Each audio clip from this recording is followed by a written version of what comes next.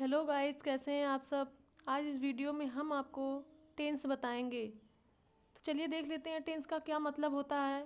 यहाँ पे देखिए, टेंस टेंस का मतलब होता है काल। काल क्या बताता है, काल का क्या मतलब होता है।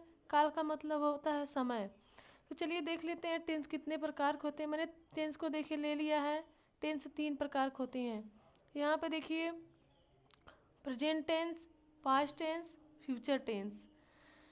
तो ये जो 3 प्रकार के टेंस होते हैं, इनके चार चार भेद होते हैं।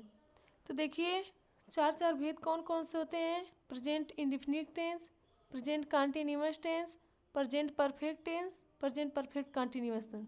इसी प्रकार पास्ट का भी होता है। Present past indefinite tense, past continuous tense, past perfect tense, past perfect continuous tense. ऐसे ही फ्यूचर का भी होता है। Future indefinite tense, future continuous tense, future perfect tense, future perfect continuous tense. तो दोस्तों, यही 3 प्रकार के टेंस होते हैं। इनके चार चार भेद होते हैं।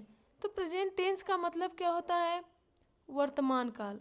वर्तमान का मतलब कोई भी चीज़, कोई भी बात इस समय जो चल रही है, उसे वर्तमान काल कहेंगे।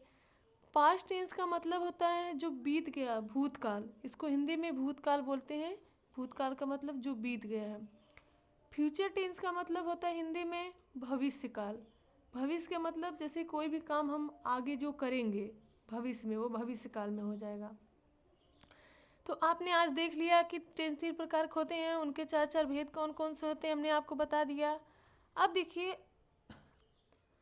प्रेजेंट इंडेफिनिट टेंस के हमने रूल ले लिया है। रूल का मतलब नियम। जैसे कि किस नियम से हम इसका उदाहरण लगाते हैं। जैसे देखिए, सबसे पहले क्या होता है इसमें, सब्जेक्ट। पहले सब्जेक्ट लिखते हैं, फिर वर्ब लिखते हैं, वर्ब की फर्स्ट फॉर्म लिखते हैं, फिर ऑब्जेक्ट लिखते हैं। तो चलिए, मैंने एक तो एग्जाम्पल इसका ले लिया है, उसको समझाती हूँ। यहाँ देखिए, मैंने एग्जाम्पल लिया है, मैं घर जाता हूँ। मैं घर जाता हूँ, या इसका एग्जाम्पल ले ली हूँ। तो जैसे प्रेजेंट इंडेफिनिट टेंस को पहचानने का तरीका होता है कि अगर लास्ट में क्रिया के अंत में ता है, ती है, ते हैं, ये सब शब्द आ जाएं, तो आप समझ जाइएगा कि ये प्रेजेंट इंडेफिनिट टेंस है।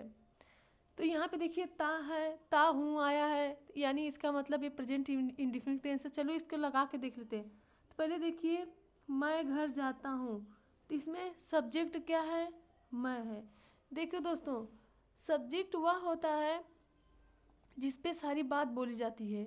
जैसे कि घर कौन जा रहा है, इसमें मैं। तो यानी कि सब्जेक्ट यही हो गया। तो मैं को इंग्लिश में आई बोलते हैं। तो यहाँ हमने आई लिख दिया, आई। अब उसके बाद देखते हैं क्या लिखना है, वर्ब लिखना है। वर्ब की कौन सी फॉर्म, फर्स्ट फॉर्म। तो यहाँ वर्ब क्रिया का मतलब, इसमें क्रिया क्या कर रहा है, जाता। जाता इसमें क्रिया है। तो क्रिया यहाँ पे हो गई गो। गो मिस होता है जाना या जाता। टू कंजक्शन वर्ड इसे लगा देंगे। अब कहाँ जा रहा है, इसके बाद वर्ब ऑब्जेक्ट लिखेंगे। वर्ब भी हो गया तो ऑब्जेक्ट लिखेंगे। कहाँ जा रहा है, घर जा रहा है, यानी कि होम। तो आई होप कि आपको एग्जाम्पल समझ आ गया होगा प्रेजेंट इंडेफिनिट का। तो चलिए देख लेते हैं प्रेजेंट इंडेफिनिट का निगेटिव रूल क्या होता है।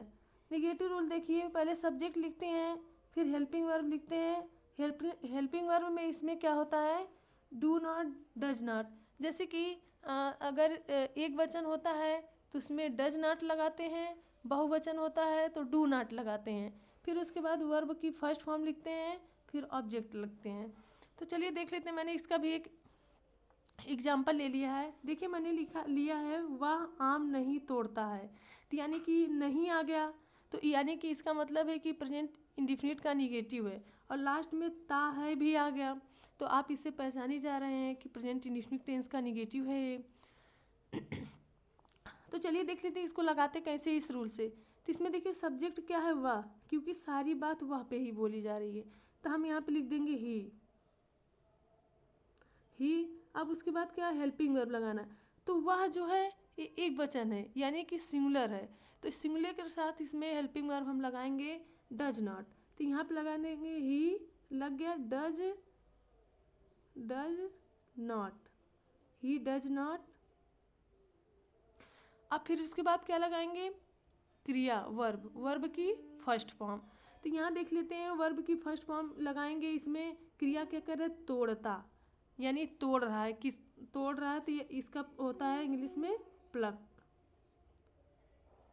प्लक सी है, प्लक द, क्या तोड़ रहा है, अब ऑब्जेक्ट में देखें क्या तोड़ रहा है, मैंगो, यानी कि आम तोड़ रहा है, मैंगो। ये इसका निगेटिव रूल हो गया। अब देखिए present indefinite of interrogative rule, मतलब कि जो प्रेजेंट इंडिफिनिट टेंस होता है उसका जो होता है इंट्रोगेटिव रूल क्या होता है, उसको हमने ले लिया है इंट्रोगेटिव का रूल। अब देखिए यहाँ पे प्रश्नवाचक रूल देख लेते हैं, इसका दो रूल होता है।